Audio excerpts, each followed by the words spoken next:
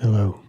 This episode is the first half of a conversation with Pearson, the gracious host of the Coffee with Comrades podcast, which we highly recommend. We want to thank Pearson for reaching out to us and collaborating on these episodes, which are being published in both of our feeds, so listen here or there, whichever you like. We had a lot of fun in this conversation, and we hope you enjoy it. Cheers. Because I know the two of y'all connected, going to shows and chatting, and I know that that's like how some of the best relationships that I have with good friends have continued to endure, and standing in line having those conversations. Well, it's because you're experiencing art and you're like, why can't we have more of this? Right? Why can't this just be one long parade of music and sex? And why is this not so rare? Right. Why are there these faint glimmers of a better world? Why are these things not, just ubiquitous all the time? And we had these conversations after the shows that were so inviting and interesting. And because we're anarchists, our conversations were very approachable and also deep system in nature. So people would come up and just start talking to us at the diner. I was like, well, what the fuck? We must be talking about something that's pretty vital. Because people are coming up to talk about us because those parts get shoved down. Yeah, totally. Yeah. I mean, Matt and I have known each other for 25, 26 years. Because we both we were both undergrads at Western Washington University, which is like the UC Santa Cruz of Washington State. It's a hippie liberal arts college, very beautiful on the side of a hill, Seahome Hill, and faces the San Juan Islands, and it's very pretty. It's about an hour south of the Canadian border. It's just a picturesque college town, but we both attended our undergraduate years there. I was in English department, creative writing, and then Jesse was doing our art studio stuff there. Yeah, and we actually were neighbors for one term of that undergraduate study, and both ended up in Southern California. So the going to shows and starting these conversations that focused around our politics and where we talked about anarchism and such didn't happen until later in the last decade or so, as we were both living in Southern California, Matt in Riverside and myself in Los Angeles. And so we would meet up in various locations for shows of different sorts, either in LA or Riverside or somewhere in between. And those would only happen every few months, as it's hard to organize those things between comrades at a distance, things that we both want to see. So we would end up into long conversations that became the more enjoyable part of those outings for both of us, I think. Where we just buying tickets to talk to each other. It's a crisis of masculinity. I can't show my true emotion, so I need a music concert to fucking emotionally hug my man friend. That's really what's going on there. Yeah. That's fucking hilarious. That's the masculinity crisis writ large, What were some of the shows y'all went to? Who were some of the bands or the artists y'all went to see perform? Oh, so Matt is someone who had, for most of that decade, I think you attended Coachella every year. You're a big before COVID, we went to nerd. Coachella every year. So Sigur Rós, St. Vincent, who was the National, and Own Palette. So we saw, we typically saw the kind of, critic approved musicians. It wasn't necessarily that because that's what you're into. Yeah, whatever Pitchfork told Jesse's me. Don't I just don't have the time. I don't have the time. Man. I don't have the time to dig through MP3 crates and Bandcamp to find the fucking uber hipster stuff. Just give me this vital, interesting stuff. Because it's always about that 1% of music that's doing the truly innovative stuff. Yeah, so I was always more. We went to shows like Fuck Buttons. I don't know if you know that. No, I've never heard of them. That is an incredible name. It's a great hardcore electronic band with great melodies. Fuck Buttons. John Hopkins was a really particular important conversations. John Hopkins, I think at the Echoplex was when Jesse and I were like, we should really start a podcast, talk about utopian architecture and stuff like that. I can't remember the architect's name. He's escaping me. Jacque Fresco. Yeah, we said we should have a whole episode on that stuff. And this is the type of thing that would happen, right? We'd be at a show, we'd be outside afterwards, and at the time I smoked. I actually just quit smoking at the start of the pandemic. Nice, congrats. Thank you. The bad stuff, not we'd the be good out. stuff. Yeah, we'd be out chatting, and then somebody'd be like, hear our conversation, and I think one person came up and was like, hey, do you know about Jacque Fresco? Because we were talking about utopian stuff. And so Jacque Fresco is a sort of futurist who has that whole program about really sort of in the vein of Buckminster Fuller, but even more centered on architecture. Anyways, those were the kinds of things that we would get up to. That's awesome. Yeah, it's funny because like I miss having those conversations so much. Like I miss going to shows. Me too. Like I miss a Phantom Limb. You know? It is. Yeah. It's incredibly hard for me not to be at a concert right now. Yeah, for real. Kind of on that kind of vein of thinking about utopia and thinking about utopian projects. It's one of the reasons why I wanted to have this conversation with y'all in particular, because I've been listening to The Future is a Mixtape for a while, and enjoying it. I first found out about it because y'all did a collaboration not too terribly long ago with Sean from Seriously Wrong. Yep, wonderful. And yes, Sean, shout out to Sean. But I wanted to ask y'all before we kind of dive into today's conversation, for listeners who may not be aware, can you tell me like what The Future is a Mixtape is all about? Like, where did the name come from? What's the agenda? What's the program all about? It came from a failed essay that I was unable to publish because I couldn't come to an agreement with the Los Angeles Review of Books about a review on a great utopian novel called Too Like the Lightning by Ada Palmer, a science fiction author who's a French and British 18th century historian and teaches, I think, at University of Chicago, if I remember right. But she's written a trilogy, and the first book was called Too Like the Lightning, and she kind of pretends like, what if Voltaire was the great thinker of the 23rd century? And so she says, things rotate in weird ways. And what is now, completely antecedent to what we're thinking of is not important. It's actually the stuff that's far back that has an influence. So she kind of does this historical reimagining of the future where 18th century philosophy is much more powerful than it is now. And so it's a great novel. And what I thought was like, well, she's mixing the past with the present with the future. And that's where I got the title, The Future is a Mixtape, for this essay that was never published. I still maybe someday will publish it when I read the other parts of the trilogy.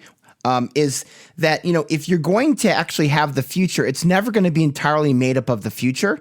It's going to be a mixtape of all of the best tracks from the past, the present, and the future, right? And so it's going to be a mixtape. It's not going to be something that's whole. And when we see something that's original, any original book or film has always got reference points to other things inside of it. So that's the term's ideas, is that utopia will be made up of other things. Yeah, I was really drawn to that phrase when we that you used in that essay, that when we started discussing doing a podcast project.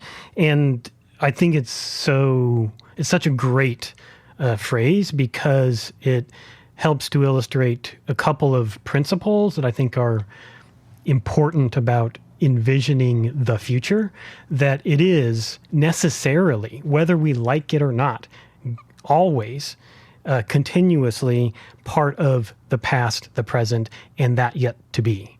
And it also indicates, and it points to agency, that we have agency in shaping, we as in society have agency in shaping that future by selecting the best things to take into to take with us. So hopefully, that's part of this whole the sort of ethos of what we do in the discussions too, is like, what are the things that we're doing already? What are things that we aren't doing yet, but that we know that we could do, that we want to take with us in the future so that we can craft the future together lovingly. Yeah, the podcast is about designing utopia. That's a phrase we often use for ads and banners is. It's just we're designing utopia. Let's have an optimism of the will, right, and optimism of the intellect, and really imagine what the future could look like. Because I don't want to have this Marxist crying circle. We're going to say get the masses in the field of the street, and somehow this new organic society will come out from the ether. I think that's been a huge mistake on the left, to not have a pragmatic but playful interpretation about the future, and just somehow think that we're going to have the street protest and suddenly an organic society is going to come out of that. And I don't think that's true, although I do think that with every failed revolution, there is a series of very important organic relationships that are formed. So part of the work that I do outside of my podcast is I'm developing a community land trust in the Inland Empire, and that to decommodify housing, right? One of the things we talk about with the Golden Square, we need to decommodify food, shelter, healthcare, and education, the most vital assets for human life, decency, not for a thriving society. And, that's important that those things happen. And so the podcast was designed around an intentionality about let's actually imagine what the future looks like and mix it with all of the best practices from the past, present, and future. That's so cool. Yeah.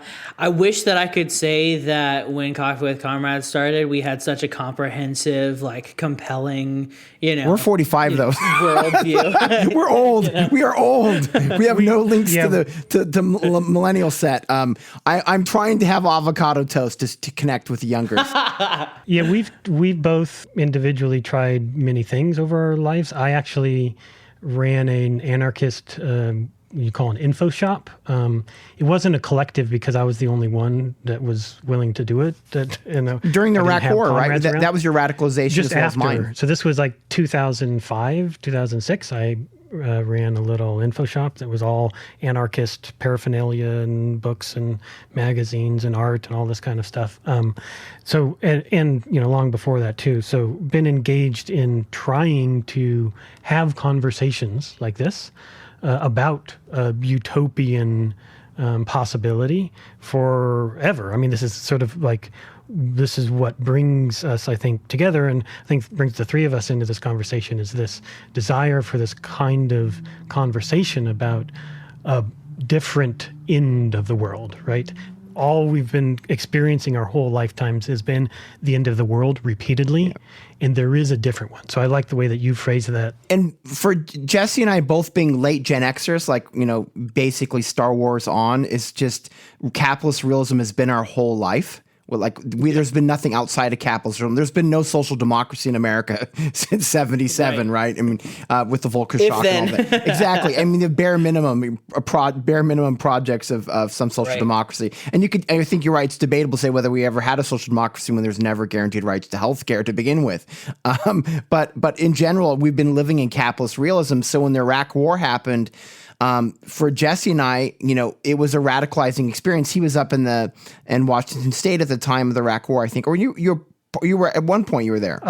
Well, it started when I was at the end of my graduate studies in Southern California, but it could obviously continued after that. So. Yeah, the Iraq War was kind of a radicalizing experience for both of us. That was when we're like, okay, well, we actually need to get rid of capitalism. I'm not going to do the liberal Scandinavia thing. We actually really need to get rid of it. It's a colonial state. Yeah, no, I mean, and for your listeners who maybe aren't super familiar with Coffee with Comrades, this show is basically just an excuse for me to have cool conversations. So I totally vibe with that. It's literally, I joke, and this is kind of tongue in cheek, but it's also kind of serious, that the only reason why I keep doing this stupid podcast is so that I can continue to have cool conversations with folks like y'all, Well, as the feminist said in the 60s, the personal is political, and we have an avenue to social change when we can share these emotional story frames. Yeah, totally. Well, listen, obviously as folks who are interested in utopia, we were kind of batting around ideas when we decided to try and collaborate together. And we eventually settled on one that I know animates my like personal research and work, but also I think is an interesting one for our two podcasts to kind of bat around and think through because of our mutual interests, which is this concept of anti-anti-utopia, which is a huge mouthful. Does not lend itself well to being like something that's easily elucidated. So it might take forgive us at the outset of this conversation. It's Kim Stanley Robinson's most liberal moment is to come up with a term uglier than what liberals would actually put in their house's decorations. There you go. Go off. Yeah. No, I know. I could have an essay about the aesthetics of liberal terminology that's trying to come up with the right term, but it's actually uglier than anything you could ever come up with. Right, totally. But I think it's doing some interesting work nonetheless, which is one of the reasons why I'm actually really interested in the term and we'll probably get into this anyways. But regardless.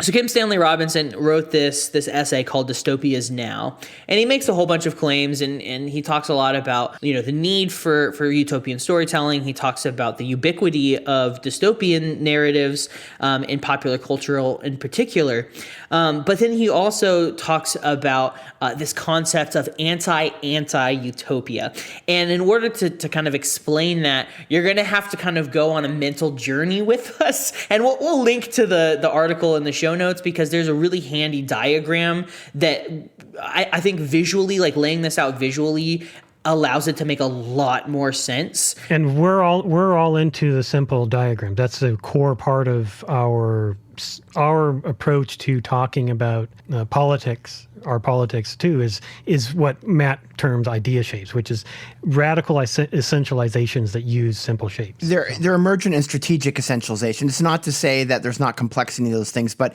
having a framework, like you get a guide to assemble something at IKEA. IKEA, you can say what you want about that fucking company, but their assembly guides are just great, right? It's sure. They got it going on, and so these idea shapes are assembly guides to the future. So like what we call the Poisson pyramid, capitalism, religion, and celebrity, and then with the golden square, food, shelter, healthcare, and education, and then we've got something we want to talk about called the fundamental frames, I think, at some point. But they're just shapes that help organize us as a template to where to go to. For sure. I mean, listen, I'm here for it. I like shapes. And the one here is called a Gramous Rectangle or a semiotic square. And it's a tool used by deconstructionalists and post-structuralists to kind of lay out different rhetorical ideas and see how they are contradicting each other, how they are opposing each other, and how they're affirming each other, right? And so you have this square that has 4 different smaller squares inside of it in different quadrants, very similar to like the traditional political compass, if folks are familiar with that name, right? Where you've got these 4 different pieces of it. And one is the thing that it's in opposition to, and the other is it's antithetical, right? So it's both of those things simultaneously, and each of the different squares is going to relate to another one, each of the other 3 squares in different ways. One of the most thoughtful conversations on that was on Seriously Wrong podcast with Sean and them. They were talking about the political graphs, the different types of graphs. I love it. Yeah, that was a great episode. That's such a good episode. You can see how things are orientated by just assuming to be essentialized, like by putting them in quadrants and seeing where they stand and where they map out at, and in a playful manner. I mean, like I said, I think that thinking about the anti-anti-utopia versus the utopia is a very important gesture. Yeah, for sure.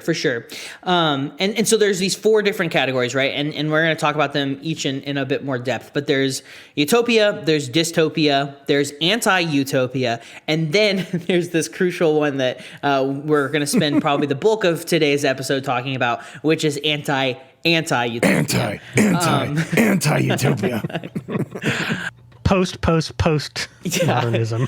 Yeah, I like to think of it as like a meta-modern kind of like take on utopianism, or like just like I like that. I'm attracted to, maybe it's because I'm an anarchist, but I like the idea of like definition through negation, right? Yeah. It's only by negating a thing that you're able to actually say something new, which I think is an interesting idea. Yeah, it's also a necessary thing. So this comes up in our conversations, especially with regards to our shorthand for diagnosis and critique of the world, which we call in our conversationally the poison pyramid that Matt already referred to. And in that, what we mean to say is everything. In the way that Carla Bergman on your episode about militant joy, and in that book talk about the empire as the stand-in for all of this compounding systems of hierarchy.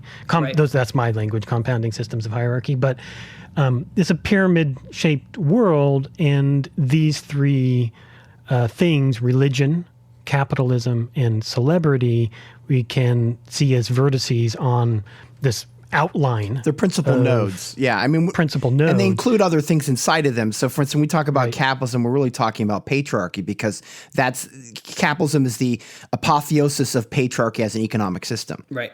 Yeah. But the point being that I was getting to is that in our discussions about that, religion is often not a topic that the left currently spends a lot of time critiquing. But given our personal experiences, I was conscripted non-consensually as a child into a Christian cult, the Jehovah's Witnesses. I was raised Mormon, LDS. And he was raised Mormon. So we both have a firsthand experience of sort of the fringes of the Christian culture in the States. So we have both personal histories informing this, but also I think deep systems thinking along the lines of social ecology and Murray Bookchin's kind of unearthing of the history Shamanism, of hierarchy. Yep. So in this discourse, I will often identify that my position in relation to theism or in relation to organized religions is anti, right? I am, which is a rare signifier, I think, in culture. You don't see a lot of people say that they're atheist. You don't see a lot of people say that they're anti-theist. Mm-hmm. And because I hold a position that is opposed to hierarchy in all forms, even in its nascent informative foundational forms in human society, as in religion, I think it's necessary to stake a position that is anti. And I mean, no offense to anybody who might otherwise find usefulness in it, but this is where the complicated matters arise, because building coalitions, we will have to organize with Christian left, with Muslim left, with organized religions, and one way or the other. And once again, we can talk about religion in a horizontal fashion. Religions have been and could be possibly horizontal in terms of a spiritualist outlook. So I tend to be less pragmatic about my critique of religion, because I can meet people that are just as left as me, or if not more left, that are religious in nature. But we also have to identify the horrible history of religion as an organized principle of hierarchy or disarrangement. 100%. This conversation is making me, we're totally diving into a sidebar, but that makes it fun. I'm going to share this image with y'all just because it does speak to that kind of complication. I'm going to stick it in the chat. It's for listeners who are not aware or haven't seen this meme before. It's the meme where you have the two little kids and they're in the corner hiding, and they're like the little boy is trying to protect the little girl, and then in the bottom right quadrant of the meme is Acts 2 verses 44 through 45, which say, and all the believers were together and held all things in common. They sold their property and possessions and distributed money to those according to their needs. Right. So clearly things are obviously more complicated than what we're getting into. But I think what your point is, Jesse, is that by putting yourself into opposition with something, you necessarily illuminate a new way of looking at that particular thing, which I think is incredibly useful. Yes. For sure. That's exactly right. It is just to highlight the point that the oppositional or the negation, the anti thing, isn't always just merely a removal from that thing or a refusal of that thing, but it is like you said, it illuminates new possibilities. So I think it's necessary, even though we spend a lot of time. Even though we spend so much time on critique, we also spend a lot of time on critique, the obsession with critique. But these things are necessary. And I think what's really interesting too in what you shared with us about your work that you're doing, looking into and building upon this initial set of propositions that Kim Stanley Robinson shared, and this use of this semiotic square to map anti-anti-utopia and its relationality to utopia and dystopia, is that it's mirrored in what seems to be one of your big references, which is the dispossessed in form, which is this recursive, revolutionary, back and forth relationship that is a necessary give and take. Yeah, 100%, 100%. Maybe to kind of elucidate these ideas in more depth, we should probably look at and try and unpack each of these different principles. And I think we have to start with utopia, right? Because I think in the words of Saul Newman, all political programs have like a utopian impulse, and I think that, for liberals, their utopia is a free market, right? Fascists have their utopia. It's an ethno-state. I think most of us would call that a dystopia, right? And of course, there are utopian socialists as well.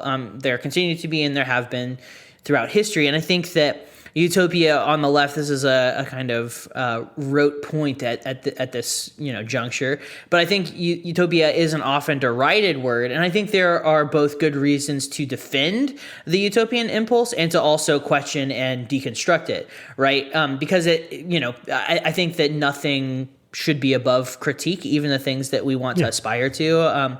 Maybe perhaps especially the things that we want to aspire to, we should always be critically examining those and trying to think through them, Yeah, it is, however, I always feel, because we're pretty prominent. So first thing, nobody pays attention to us. So we're ignored. We don't have so we're pretty invisible, but nonetheless, maybe that's part of what gives us the latitude to be so sort of fiercely utopian outwardly in what we do in our podcast project. But I'm always aware of, when using the term utopia, its common understanding, what I interpret as its common understanding, which is typically as a pejorative, right? The common usage of the term utopia, as you might see from some conservative in the House on some anti-socialist monologue, will say they just want a socialist utopia, right? They're using it as a pejorative, and you hear folks say things like the Green New Dream or whatever, right? All of that is sort of casting utopian ideas as a pejorative. To signify a naive vision of a future perfection that is incongruous with so-called reality of quote-unquote human nature, right? Right. The existing common sense is about this particular idea of human nature. It's bound with the first usage of the term with Sir Thomas More's Utopia in 1516, right? Which we really just went to an anniversary not too long ago, and I went to a museum exhibit at UC Riverside that was celebrating the Utopia. That at UC Riverside, we actually have, where I teach, we actually have one of the original copies of Utopia in our Eaton collection, a huge science fiction collection, one of the largest public holdings of science fiction in the world. And at my university, I saw the copy and all that. But it's already pejorative by its own definition, because the novel was a schematic social satire, and so it had utopian elements in it that were clearly dystopian at the same time. So it's always been a mess, right? EU mean good, right? So that EU utopia sounds like it's a good place, but it's also no place. It's nowhere. Right. And that's the play of words that Sir Thomas More was getting with, is, it's both a good place, but it also doesn't exist. And so we have to deal with that complete annihilation and paradox of the term that exists inside of it. That doesn't mean we shouldn't maybe make a frontier out of it, like make a landscape painting out of it, because it's both incredibly trivial, but it's also deeply threatening. It's deeply threatening. Let's not admit that utopia is actually a deeply threatening term, because you're actually saying we could live in a better world, and that's very threatening to people that are in power. For sure, especially because the ruling class has always sort of leaned towards the status quo and perpetuating the status quo. It's like the fucking Dark Crystal, man. They will destroy that crystal just to have a little bit more of that juice. I think the thing to think about too is what's the difference between a utopia and an anti-anti-utopia, because I think that's the thing that I struggled with the essay by Kim Stanley Robinson is what counts as the world getting slightly better, right? Because if you look at the movie Elysium, for instance, at the end, it looks like everybody's going to get healthcare from robots, so it's like, it's like the last 30 seconds. And then Star Trek, for fuck's sake, you've solved all the problems. We actually can't see what's actually happening on Earth. And you're on this Federation ship where you get to go into more dystopian angles. But could you really show me the revolution on the planet that occurred and not put it in the show notes? It's like we don't get to see utopia happen. I think one of the big problems with utopian fiction is it just either it's already arrived or it's about to happen, but we don't see the intermediate stages. Yeah, no, I think that's very true, and it's one of the reasons why creatively I'm drawn to precisely that, because we don't see it, right? We don't see the actual construction of a better world in fiction. I tried to make a film class on utopian cinema, and I couldn't come up with a list at all. I couldn't start anywhere. I couldn't think of one film that was genuinely utopian. Now, I think you'd said when we talked up to this, the show notes, all the things we've been doing up to this point, I think, Pearson, you mentioned that you could make a list of anti-utopian films. The question is, how good or is that the ending of the films, or how much is it suggesting a positive vision of the world? Very little, unfortunately. I think it's like Elysium. I think Hollywood does Elysium, where it tacks on this happy ending, like it's like 30 seconds, like, oh shit, and like for instance, Wall-E. Okay, we're going back to Earth. We're gonna fix all this.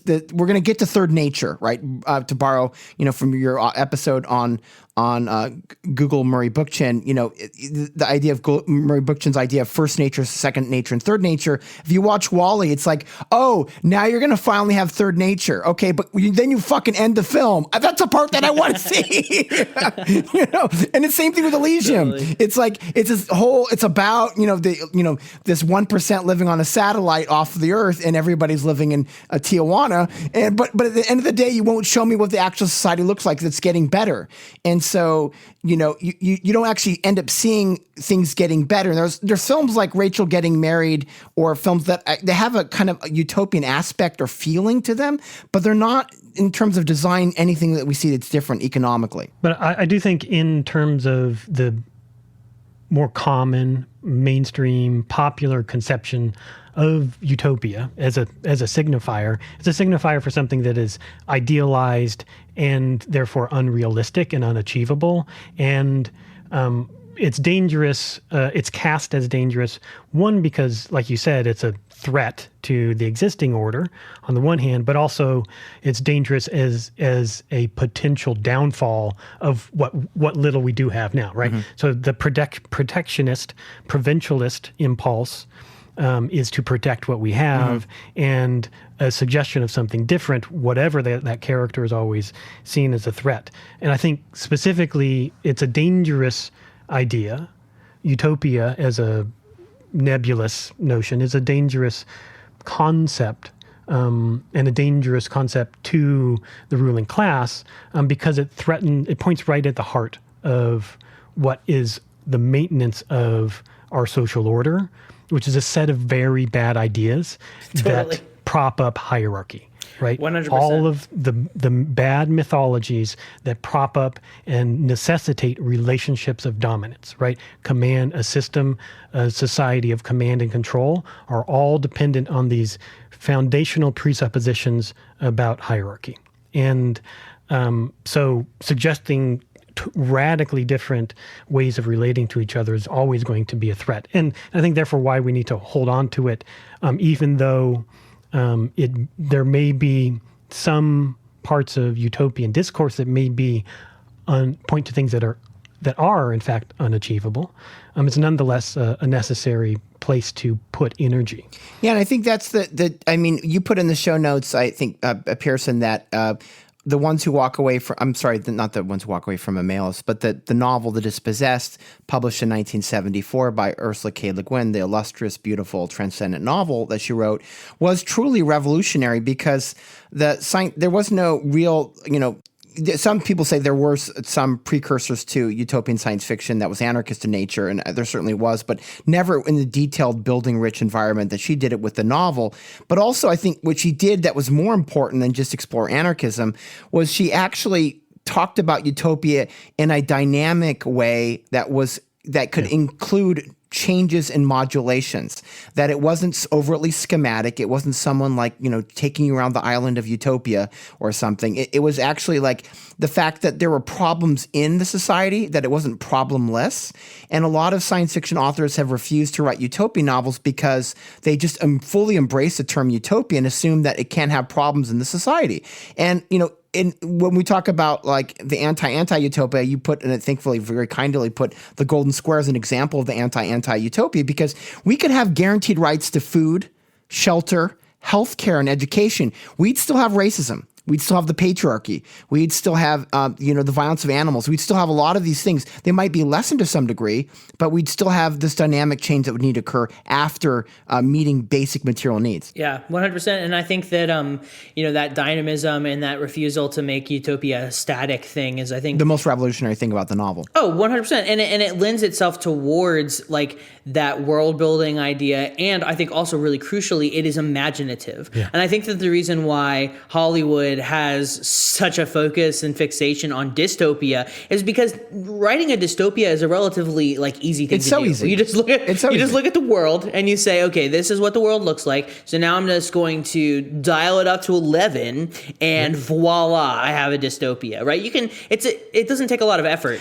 And some authors have made a concerted effort to just revoke that. So, I mean, there's been discussion in science fiction. I wrote this in an essay on Snowpiercer, right? I talked about that in Los Angeles Review of Books, which is, that the way we organize narrative, like, Bong Joon-ho wanted a giant train crash at the end, right? But he could have had a very different ending that would have been cost less money, but more interesting as a narrative. And we can change narrative and make possibilities happen. And Cory Doctorow is someone who's a contemporary author who's written a fair amount of dystopian novels, and he's decided to just write utopian novels. So after Walkaway, his next book's on imagining the Green New Deal, as that actually occurs. If we lived in a Green New Deal where you had a kind of sunflower economy, you had a sunflower power grid, right, where you couldn't work all the time. What would life be like? Because you wouldn't always have available power. But once again, you're living in a carbon neutral environment. And so it's not that you can't write about utopian fiction. You can. You just have to have the imagination to acknowledge that there's still going to be problems in that society. Yeah. And I want to acknowledge how this conversation, even in this form, is mimicking an anti-utopian kind of trajectory where we're skipping ahead and coming back to things. So it's a mixtape. Features a mixtape. It's a mixtape. Hell yeah. This is living it in conversation. 100%. We're prefiguring it here on this this collaborative podcast. As Alan Moore would tell you, words is the act of a shaman. So when you announce something, you're putting magic spells in the air. Dude, the way that Alan Moore talks about, this is a total sidebar, but the way that Alan Moore talks about magic is so cool and it makes me want to believe in magic. Exactly. I like it as a metaphor when Alan Moore talks about it. I mean, totally. I'm not interested in the occult, but I like the metaphoric arrangement, how he talks about it. And I think we're casting spells when we use words to imagine alternatives. 100%. Yeah. And I think, to kind of circle back to this point, which I think is worth reiterating and reinforcing, is that like dystopia already is everywhere, right? We're living in We're living in the pre-apocalypse. We're not even living dystopia. We're like in the pre-apocalypse. Not even the pre-apocalypse. We're in the like ongoing throes of a, ongoing apocalypse, and I think that's the best way to frame it. And indigenous comrades have framed it that way. We recently had a conversation with Shane Burley where he frames it that way. And I think it's a useful way to frame it because our world is just absolutely saturated with dystopia, right? Like turn on the TV, you see a million different options on Netflix or Hulu or Amazon Prime. Go to like the young adult section in your local bookstore and you'll see, just row after row after row of dystopia. And I think that dystopias try to mimic our lived reality, whereas utopias attempt to build a new one or a new imagination for what our reality could be. It's just fascinating because we have to think about that socialism often started as book projects, like, the socialist book clubs and Sinclair and all that stuff started with, utopian book projects, and that we have to create an intellectual ferment. And a friend of mine had posted, I'll put it in the show notes, a Chobani commercial, which was basically Murray Bookchin's Third Nature, right? And it's like, what's it called? Feed Today, so Eating Today to Feed Tomorrow or something is the name of it. And it's basically got, cybernetics, robotics, post-scarcity. It's folks of, various colors, very diverse cast of a family. And it's you see a cityscape that's harmonized with nature, right? And so it's Ecotopia basically as a commercial about yogurt. And it's like my friend had said, advertising is the last idiom for utopia because Hollywood fails to produce it in any meaningful sense at all. It has no responsibility to it. And some of it's just pure laziness because if you look at science fiction in cinema, it's about 50 years behind the actual literature. 100%. Even the dystopian aspects are totally lame and cheesy. I mean, Avatar is like 100 years old. When it came out, it was already 100 years old in terms of its ideas. And, and so even the dystopian literature that exists and is dominant within the genre of science fiction, it's still 100 years ahead of what's in Hollywood. And Hollywood can't even imagine utopia, but advertising is doing it all the time. I mean, it's designed around a utopian vision of some type of post-scarcity. Now, it's totally a lie. It's a fabrication. It's a biocollapse is what they're offering. But they still feel the need and drive to give you some type of utopian imaginary. Because it sells shit. It sells shit. And it makes you feel good. Yeah, exactly. So we have advertising trying to make us feel good, and we have Hollywood trying to make us feel bad. Right. And forever stay trapped. Yeah. Caught in the loop. Yep. I think so. Right. So we got utopia, we've got dystopia, right? So dystopia is obviously the opposite of utopia, but then we also have the negation of utopia, which is anti-utopia. And I think that the easiest way to summarize what anti-utopia is, kind of borrowing on this essay from Kim Stanley Robinson, is that it's capitalist realism, right? Mm-hmm. It's Mark Fisher's idea that there is nothing beyond capitalism, that capitalism is this totalizing thing in the world. It is the neoliberal program of financialization, of austerity, of slashing social welfare, of ongoing imperialism, of yes, the end of history, Fukuyama. Right? Exactly. Who now is kind of open to socialism. So, really? Yeah, he is. Yeah, he's like, maybe we need socialism again. He was like in an interview. So even they're exhausted by their own capitalist realism. It's like, that's COVID and maybe COVID is maybe that's not so much the end of history. Right.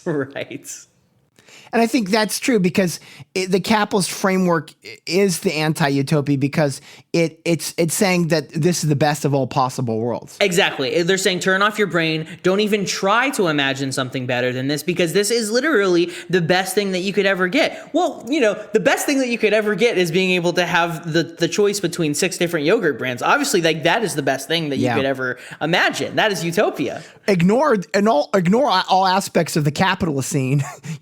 Right. That this is very temporary. This we're floating on a small, ice shelf right now. So of habitability. So yeah, ignore that part. But this is the best of all possible paths. That's what they'll tell you. And that's why I think, and specifically heightened and made manifest through the neoliberal project, Anti-Utopia is. And in that space, in the analog between dystopia or the inference between dystopia and anti-utopia, I think is where we find what we've characterized, and Matt's coined this phrase that we use in the conversations, Terminal Dystopia Syndrome. TDS. Right?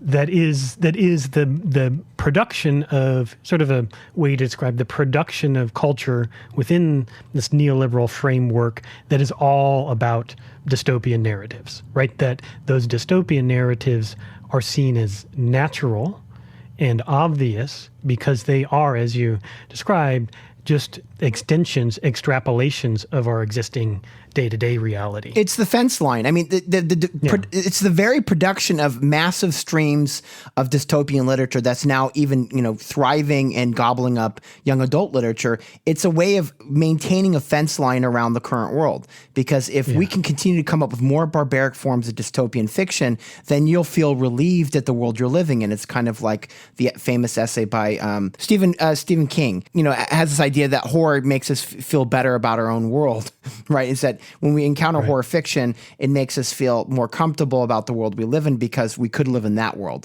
And dystopian fiction is doing very much the same thing. It's creating a fence line around asking bigger questions and demanding more. Well, purports to, I think.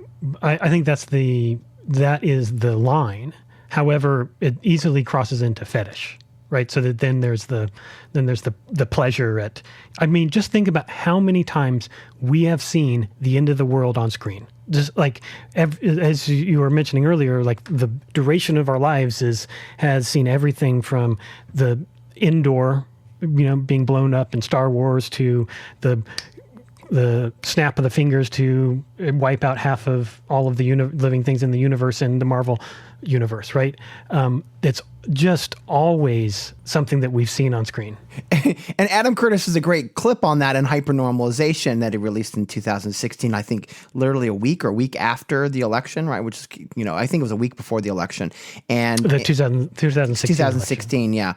Before the election. And then when Trump won, he showed all these like clips of apocalyptic films from the 1970s, like that was happening right around the dawn of neoliberalism. It's like, we've been filming this for a long time. It's there. Well, I think this syndrome too, this obsession, this idea that there is no alternative, as Margaret Thatcher said, I think also permeates not just in storytelling, and I think especially Hollywood is the where we see it most often. But I think it also permeates the leftist scholarship in the way that we approach discourse about politics and discourse about our shared future, in that almost all the books on my shelf are 99% filled with critique. Right? What we use the term, I mean, this relates to this other sort of phrase that Matt uses a lot, is diagramming the corpse, right? We're obsessed with, there's endless opportunity to diagram all of the failures of capitalism, because that's all it does is fucking fail. That's all it fucking does is fail, right? That is what it's supposed to, like, so as long as it exists, there is material to diagram and to point out and to highlight how it's fucked up. Yeah, I just don't need another lecture by David Harvey or Noam Chomsky about how fucked up shit is. And I think we're exhausted by this because I don't want to diagram the corpse again.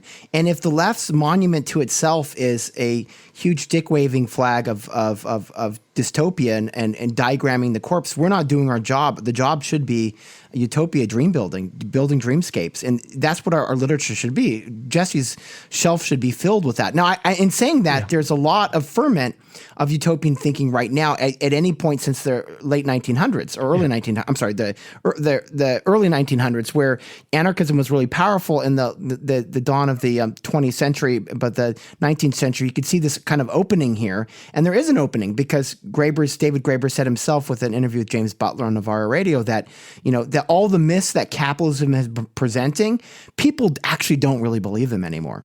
So, they don't really, it's not doing the things it's saying it's doing. No. And the problem is now the left has to have a prefigurative system of policies that inspire people to actually gravitate away from the kind of cutting, because it's kind of a cutting activity, what we're into. We're in this trap. Well, and you mentioned Chomsky, which I always, whenever I think of this problem of our obsession with dystopia on the one hand, then also just our obsession with how we live in a dystopia, right? On the other hand, that I always think of this scene from the documentary film Manufacturing Consent as indicative, with Noam Chomsky, as indicative of what we continually experience. And you all may have experienced this in any sort of lecture, presentation, meeting, where you have someone presenting on a subject where at the end of their talk, They're diagramming the corpse. And there was a clip of this in that film where someone got up and was like, well, what do we do? I hear you. I understand what you're saying. It's all horrible. Well, what do we do? What do I do as an individual? What do we do as a community about these problems? And that's always just where it's left, right? We're always 99% diagramming the corpse, and maybe if we're lucky, 1% solutions. A perfect example of this, which just blew my mind with frustration, is Richard Wolff came to Riverside City College to give a talk. We have a Marxist, one of the few Marxist economists, that's actually in a community college, a friend of mine. And he was a student of Richard Wolff at UMass and Amherst. And Richard Wolff came to talk about worker cooperatives, and he talked entirely, almost 90% of it was about the problems of capitalism. And he has a book on worker cooperatives, but couldn't talk about it. For the last 10 minutes, he mentions it, but he doesn't actually spend the time talking about it. And that tells you how hardened the socialists are about the critique. They're just 100%. Richard Wolff made a user guide on worker cooperatives. He has an organization very great called Democracy at Work, and couldn't stand to talk about it for even 20 minutes. He was just talking about his kind of fetish to talk about capitalism and how awful it is. And this is the problem with the granddaddy, the old white guys, is they just want to go into the fetish. No, and I think that y'all are hitting at a point that I think is why anti-anti-utopia is so urgent and so necessary. Because if we take a step back and we look at these four different quadrants, right? We've got our utopia, right? This perfect world that is nowhere. We've got our dystopia, this thing that we're living through right now. We have our anti-utopia, which is telling us don't even give in to the utopian impulse. Yeah. It's foolish. It's silly. We've already reached the end of history, right? And then we have anti-anti-utopia, which is at once rejecting, right, the capitalist realism of anti-utopia, is directly challenging the current dystopia in which we all live, and is also deconstructing and reconstructing utopia as such. Mm-hmm. It's drawing from those three lines. Exactly. It's drawing from those three lines. Doing all the work. And doing all of the work, right?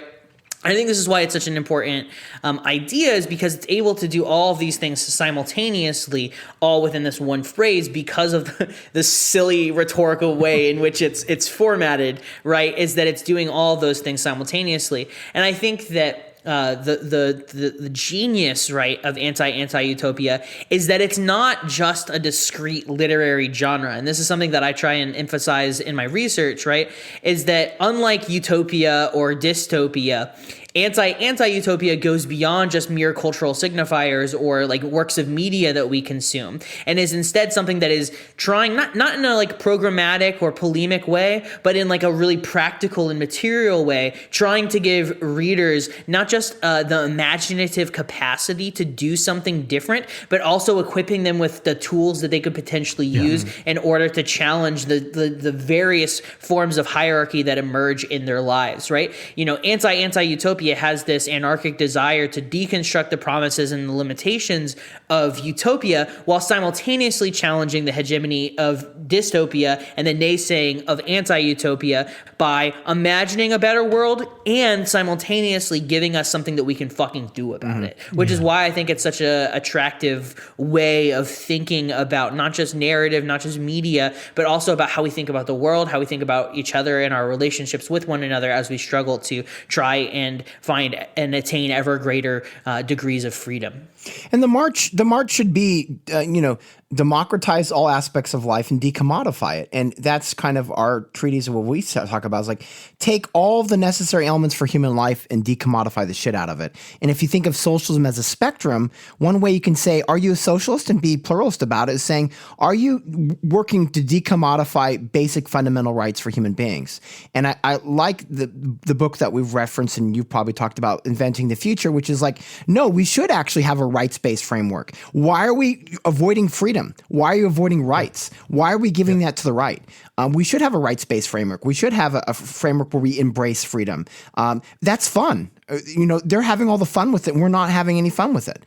And so I think the anti-anti-utopia allows for a place where we could see the world's getting better. But I don't want films that just have it in the last 30 seconds. I want the film to be about things getting better. Maybe like halfway through the film, you're in a dystopia, and then things get better, right? I mean, like, what would that look like? Well, I like that you also shared and illustrated this notion, this idea, as not just about works of media, right? So it's not just a literary thing, but I'm someone who's much more nonfiction. Like, I know that both of you are really have spent a lot of time engaged in, especially in literature, and especially in science fiction and that sort of stuff. Whereas for me, I'm always, I just read The Dispossessed, so it's like. Late to it, just because I'm not I don't think in narrative, so I'm a sort of non-narrative and real materialist thinker. Yeah, Jesse teased me on a podcast episode. He said, like, Matt, you want this like narrative plot twist in this person's life when you ask for questions. You want the narrative aha moment. As like, I don't really need that.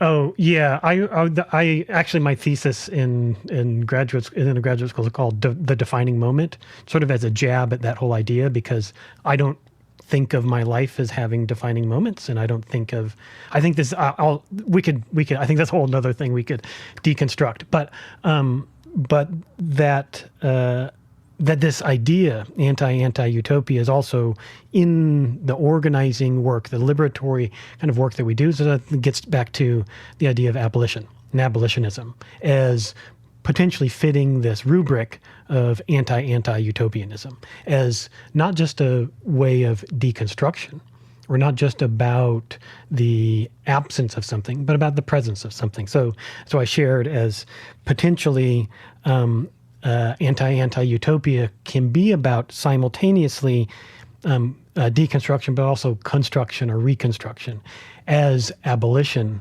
is, right? As abolition, as Ruth Wilson Gilmore says, is about presence, not absence, about building life-affirming institutions. So that's the kind of space for me where I find that I'm really excited about, is this real world, beyond the literary interpretation in the realm of science fiction, but as a real world applicable set of principles for building towards something that we may actually experience as utopia in the future. Yeah, and the book Feminism for the 99% talks about one way we can think of an anti-anti-utopia, which is capitalism right now has subordinated the material productions of goods against and above the social reproduction of human life.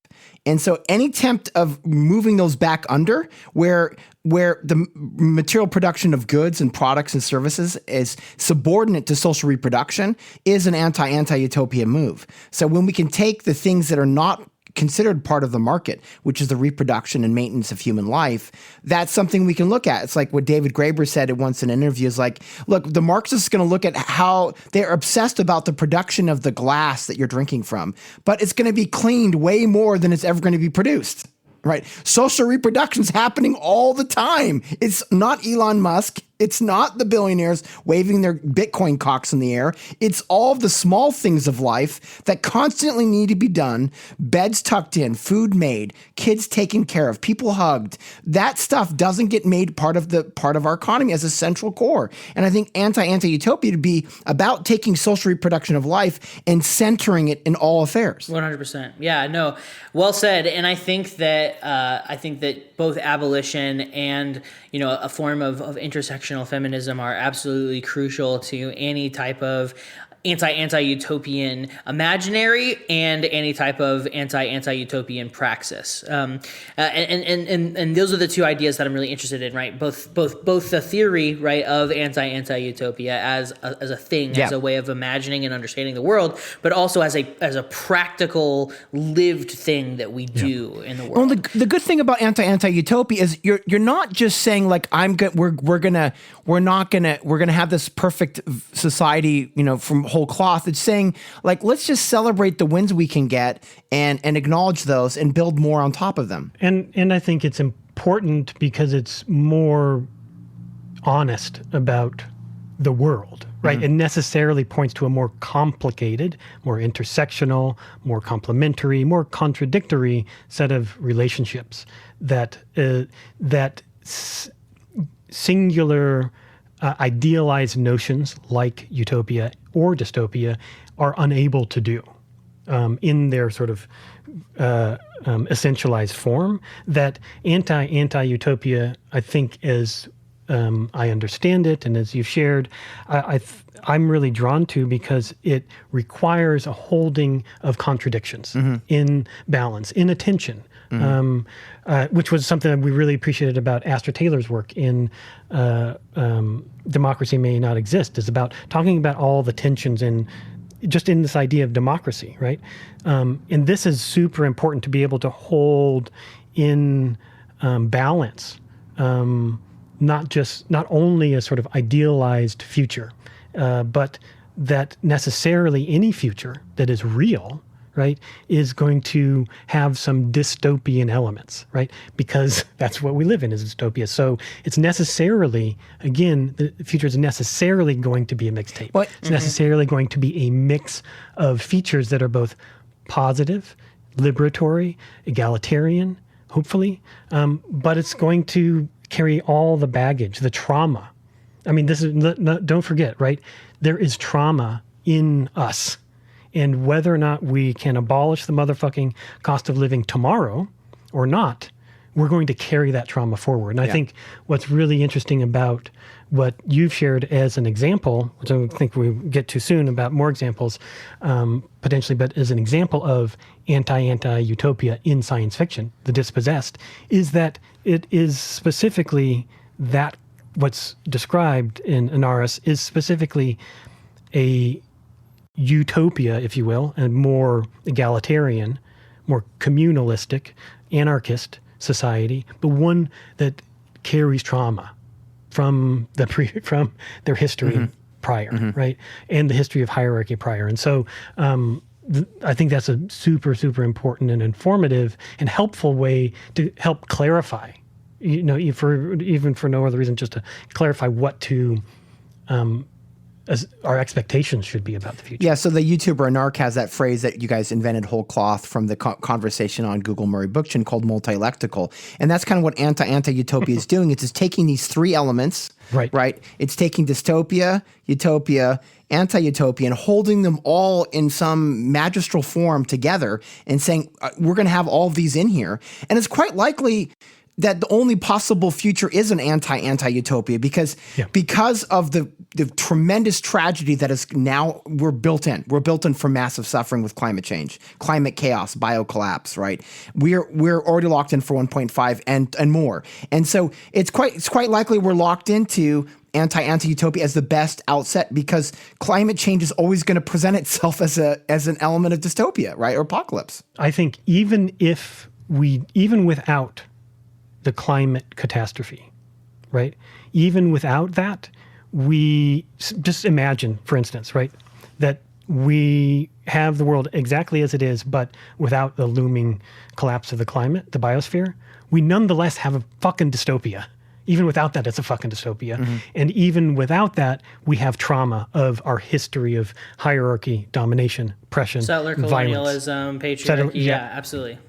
All of that, as long as there are seeds of hierarchy, there is the possibility of dystopia. And so, in keeping with that, the anti-anti-utopia. Sorry, we're gonna before we go into TDS. Down that drain hole, boy. Definitive. I guess get darker, get deeper. Sorry, I can tend to do sort of very declarative. I don't think you're wrong. I also think the only injuncture that I would add is that we're never going to get to a world where the threat of hierarchy is erased. Like that is always going to be a world in which we live. And I think that's one of the crucial lessons of the dispossessed, right? Is that, hierarchy can always crop up, even in ostensibly anarchist milieus, because of the ways in which social capital accrues, because of the ways in which celebrity happens, right? Because of the ways in which, we have been programmed for so long by our society to default to hierarchy and to default to the familiar, right? Because we'll be happy to get 20 listeners, and Joe Rogan, your dumb uncle that smokes pot in his basement, is making multi-million dollars, providing familiarity and comfort, and not jostling the bed at all. right? And that's this desire for familiarity is part of the problem. But I will say, to be optimistic to the left, like we always need the apocalypse on our shoulder for us to get anything done. It always takes the impossible to make the possible. Yeah, the left never gets things when there's not a major crisis. There's not a threat. Let's be honest. There's no modest changes because we didn't see the formation of socialism through social democratic parties in Europe, which should tell us a lot about how little gets done with kind of tinkering and bullshit. Elizabeth Warren, White Paper Warren, here's another White Paper Warren, thing that I'm going to send out to the lawyer masses. It usually requires some horribly barbaric system or breakdown for the left to actually be able to do anything cool. And, once again, I'm not celebrating it, but that's just the history of the left. We usually need a shit show. No, for sure. And I think that's why accelerationism is so attractive to certain segments of the left, because they correctly recognize that is historically when change is the most likely to happen. But I think that at the same time, the correct perspective, in my humble opinion, is that we should do everything in our ability to try and ameliorate and stymie unnecessary suffering before it comes up. Yeah. Absolutely. I guess I would, before we move on to the next section or the next part of the discussion, while we're talking about what anti-anti-utopia is, I think it's also, you shared how it's such a mouthful. It's what kind of academic? I'll work on it. I'll come up with a term for it. I'll work from it's kind of an ugly phrase. I have a background in poetry. I'll help you out. I think there's a couple things to do about how ugly the phrase is. One is you necessarily leave it ugly because shit's complicated and fucking deal with it. It's complicated. We got to deal with complicated shit. We can handle it. We can do it. On the one hand, but also I think it can also be signaled using some other phrases. So I think some of the examples we might point to as potential anti-utopian kind of work use some of these other phrases. So one of which I like is real utopias.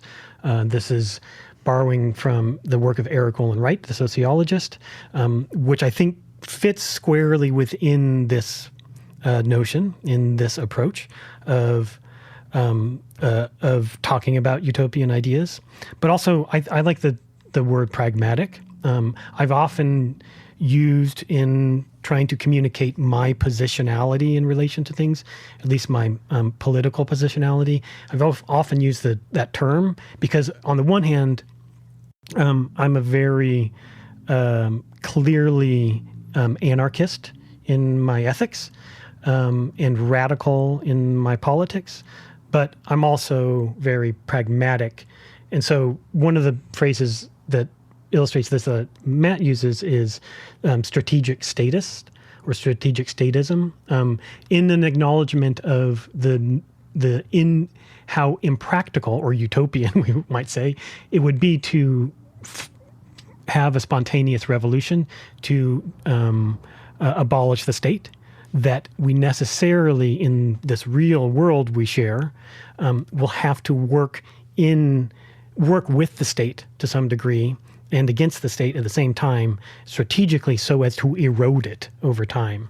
Leverage points, chipping away. I mean, Kim Stanley Robinson used the term chipping away at capitalism with his book, New York 2140, where we can't we can erode it, right? Chip away at it. And Naomi Klein, probably the best example for why we have to think about strategic statism, even as we all identify, all three of us, as anarchist traditions, is that you can be someone with a farm in Vermont where you're doing entirely ecological farming, sustainable farming, but you're getting wiped out from climate change. And anarchism's not going to happen quick enough to deal with the climate catastrophe, right? We're not going to have communes and if confederations of communes quick enough to deal with climate change. So we'll take strategic leveraging of the state to deal with the climate crisis, even though I, uphold it as a nasty element of society and nationalism as a scourge. We're going to need access to capital, and that requires some momentary seizure of the state. But that does not mean at the local level that we don't try to take over, let's say, housing or food. Those things need to be organized on an anarchist level. But when it comes to healthcare and education, those are very capital-intensive projects. When it comes to climate change, those are very capital-intensive projects, and your anarchist commune's not going to get it done. It's just not going to get it done. It's something we should build prefiguratively on the local level, right? But it's not something that we can expect to solve with a local farm. I think you're onto something there, and I think that it's a fair critique, and I think it's one that Marxists make regularly, right? They love to break you over with it. Yeah. Yes, I love the very online Marxists will repeatedly scream until they're blue in the face that your Food Not Bombs program is not going to bring about a free society, and they're not wrong. I think, but they're not right either, because you need the escaping capitalism and Food Not Bombs, like Aaron Allwright talks about. The Marxists love to mock that shit, but that is the experimental seedbed. The mutual food networks, those things are the seedbed for new political organizations and new structures and forms to take place. And so I think it's not an either or. So some synergy of Marxist, dialectics is important, but we still have to do the escaping capitalism bit, right? That's the thing. I think that's where Ursula Le Guin's The Dispossessed provides so much wisdom in the story about Anaris, is one of escaping capitalism, if you will. But the journey of Shevik is one to reconcile the fact that escaping doesn't solve the problem. And opens up with the book with the wall, which is, how can you have a utopian society if you still have a wall?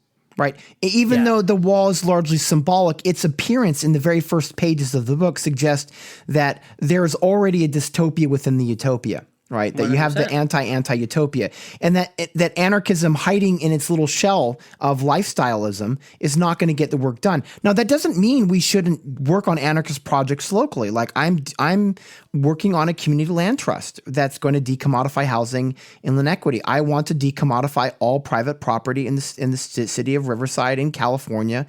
But that's a long march. But we also have to really acknowledge the crisis of climate change as something that's going to be so fast, so hectic, that the prefigurative politics of anarchism is not going to be able to do it only. Like, we're going to need that certainly as part of the toolkit for the mixtape of the future, but we're going to also have to seize the state when we can, when the leverage we can. And even Alan Moore, who never voted in his life, was willing to vote for Jeremy Corbyn's labor program. He voted in 2019 for Jeremy Corbyn, first time in 40 years. Even David Graeber recognized the leverage points for the Corbyn project, which is that it provides the necessary freedom in the cage of the state. The states are cages, but they come in different sizes. And the importance of understanding strategic statism is knowing that we can make that cage larger. I will say that they are all pyramid shaped, though.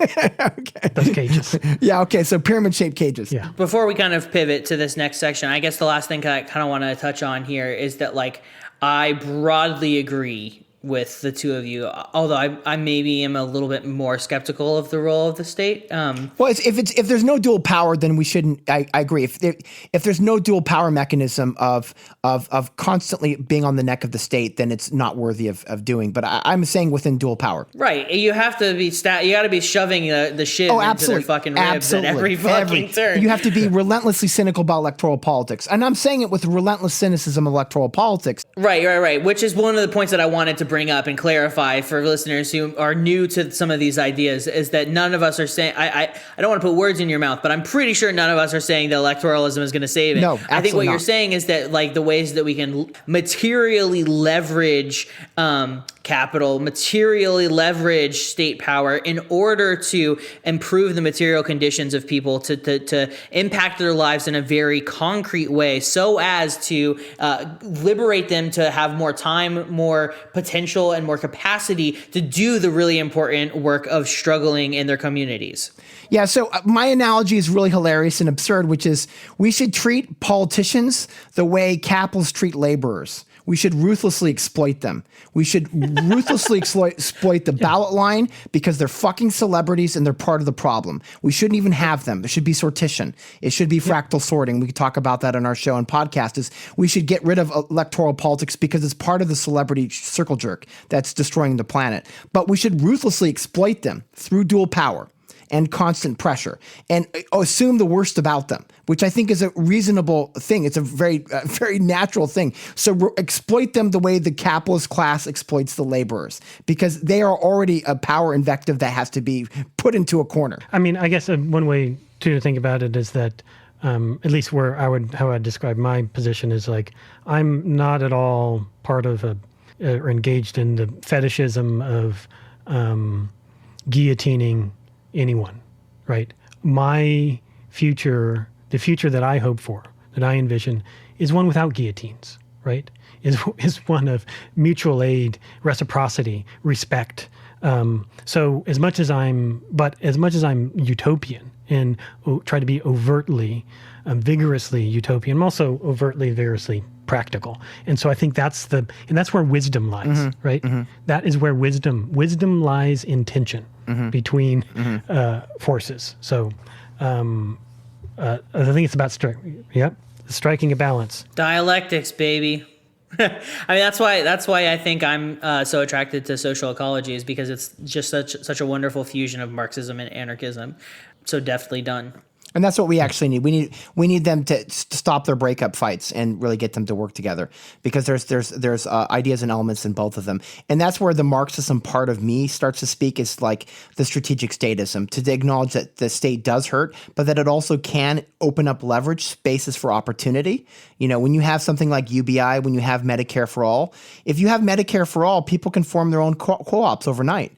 And it's strategic statism, because you're going to ask the state to pump up all this money to create Medicare for all, but it allows for anarchist organizing in a way that we can't. If we have UBI and Medicare for all, anarchists can really flower in this country.